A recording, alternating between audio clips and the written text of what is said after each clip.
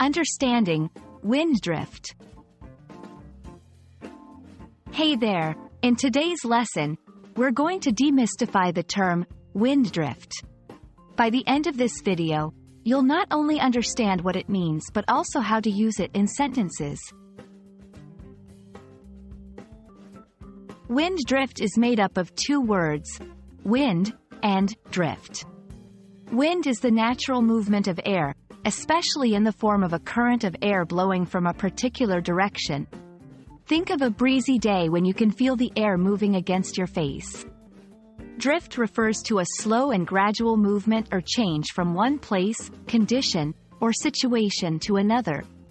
Imagine a boat slowly floating away without direction on a calm sea. When combined, wind drift refers to the effect of wind causing something, like an airborne object, to move or be blown off its intended course. It's especially used in the context of aviation, shooting, and similar activities where precision is important, and the wind can influence the outcome. Let's look at some examples to better understand its application. 1. The pilot adjusted the plane's course to compensate for the wind drift. 2. When aiming at a distant target, shooters often have to account for wind drift to ensure accuracy. 3. The wind drift affected the drone's flight, making it veer slightly to the left. Notice how, in each example, the influence of the wind causes a shift or change in direction. That's the essence of wind drift. Knowing related terms can help deepen understanding.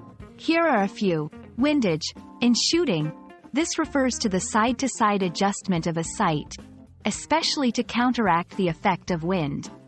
Driftage. This is the action or process of drifting, especially at sea.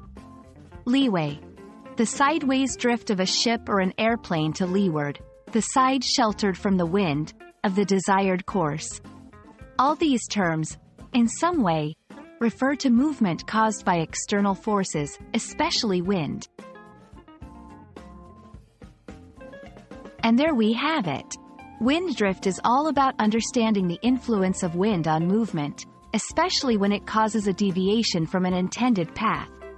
Whether you're flying a plane, aiming for a target, or simply observing nature, it's a fascinating concept to grasp. Hope you found this explainer helpful, and until next time, keep learning and exploring the wonders of the English language.